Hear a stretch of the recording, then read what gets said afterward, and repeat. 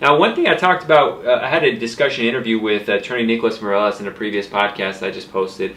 I'm sorry, not with Nicholas Morales, with author Skylar Anderson of a book called The Right Way, a novel about immigration and court and all that kind of stuff.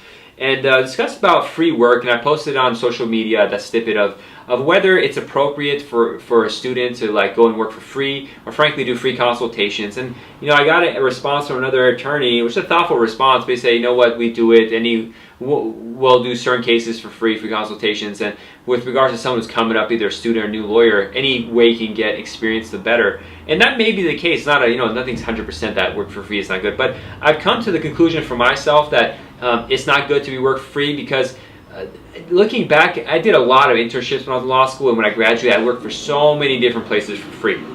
And I thought in my mind it's good because it pads my resume, it looks like I've been doing all this kind of stuff, but it didn't really make a difference for padding my resume.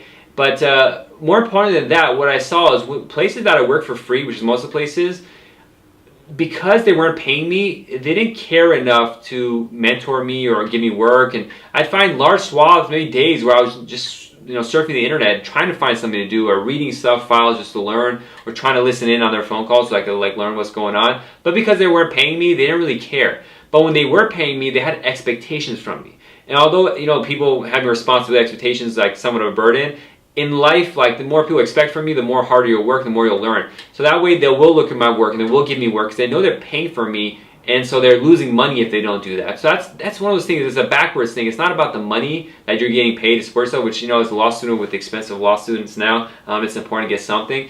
But it forces the employer to pay attention because they're losing money if they don't pay attention.